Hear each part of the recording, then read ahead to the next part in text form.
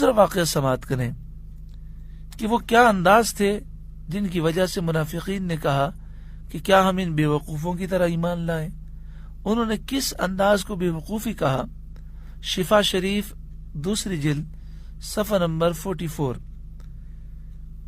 اور بخاری شریف کی شرح عمدۃ القاری شرح بخاری تیسری جلد صفحہ نمبر 37. یہ واقعہ تفصیل سے لکھا ہے. اس میں یہ بھی ہے کہ جنگ یرموک میں، یہ جنگ یرموک حضرت عمر رضی اللہ تعالیٰ عنہ کے دور حکومت میں ہوئی. یہ واقعہ اس بات پر دلیل ہے کہ جو نجدی علماء ہیں سعودی عرب کے، وہ کہتے ہیں کہ حضور کی زندگی میں حضور سے نسبت رکھنے والی چیز سے برکت حاصل کرنا جائز تھا، اور حضور کے وصال کے بعد برکت حاصل کرنا شرک ہے. بلکہ جو انہوں نے تفسیر لکھی ہے اور جو لوگوں میں بانٹتے ہیں ترجمہ و تفسیر، اس میں بھی یہ بات لکھ دی. اب دیکھیں حضرت خالد بن ولید رضی اللہ تعالیٰ عنہ حضور کے منہ مبارک سے برکتیں حاصل کرتے، اور حضور کے وصال کے بعد جنگ یرموک کا واقعہ ہے حضرت عمر رضی اللہ تعالیٰ عنہ کے دور حکومت کا. جنگ یرموک میں حضرت خالد بن ولید رضی اللہ تعالیٰ عنہ کا مقابلہ نستور پہلوان سے ہوا. دونوں کا دیر تک سخت مقابلہ ہوتا رہا، حتیٰ کہ حضرت خالد رضی اللہ تعالیٰ عنہ کا گھوڑا ٹھوکر کھا کر گر گیا، اور حضرت خالد رضی اللہ تعالیٰ عنہ اس کے سر پر آ گئے. یعنی وہ آگے کی طرف آ گئے، آگے کی طرف جھک گئے، اور ٹوپی زمین پر جا پڑی. نستور کافر موقع پا کر آپ کی پشت پر آ گیا، پیچھے آ گیا. اس وقت حضرت خالد رضی اللہ تعالیٰ عنہ پکار کر اپنے رفقا سے، ساتھیوں سے فرما رکھے تھے کہ میری ٹوپی مجھے دو، اللہ تم پر رحم کرے.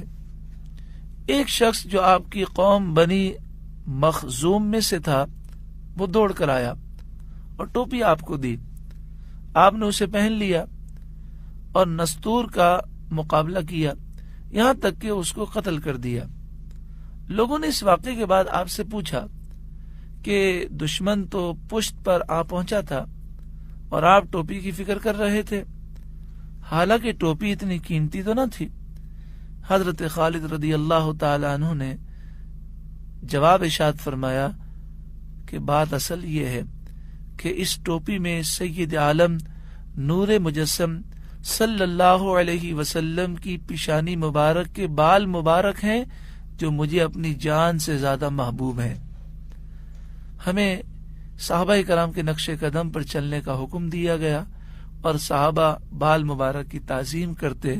اللہ کا شکر ہے کہ اہل سنت اسی عقیدے پر ہیں. منہ مبارک کی تعظیم اور اس سے برکتیں حاصل کرنے کا طریقہ اہل سنت میں پایا جاتا ہے. پھر حضرت خالد بن ولید رضی اللہ تعالیٰ عنہ کیا فرمانے لگے؟ فرمایا عمر بھر ہر جنگ میں ان مبارک بالوں کی برکت سے فتح و نصرت حاصل ہوتی رہی، اسی لیے میں بے قراری سے اپنی ٹوپی کی طلب میں تھا کہ کہیں ان کی برکت سے میں محروم نہ ہو جاؤں اور یہ ٹوپی کسی کافر کے ہاتھ نہ لگ جائے. پھر میں عرض کروں کہ یہ ایک تاثر دینے کی کوشش کی جاتی ہے کہ جن احادیث طیبہ میں ہے کہ نبی کریم صلی اللہ علیہ وآلہ وسلم سے نسبت رکھنے والی چیزوں سے صحابہ نے برکتیں حاصل کی، وہ تو زندگی کا واقعہ ہے، زندگی میں جائز ہے، اور وصال کے بعد حضور کی چیزوں سے برکت حاصل کرنا یہ شرک ہے. بڑی عجیب بات ہے، شرک ہر حال میں شرک ہوتا ہے. جو کسی کی زندگی میں کرنا شرک ہے، وہ بعد وصال بھی شرک ہے. لیکن انہوں نے اس طرح تقسیم کرنے کی کوشش کی، اور ہم نے اس واقعے سے یہ ثابت کیا کہ حضور کے وصال ظاہری کے بعد بھی آپ سے نسبت رکھنے والی چیزوں سے برکتیں حاصل کرنا جائز ہے، اور یہ کوئی بری بات نہیں، کوئی شرک والی بات اس میں نہیں.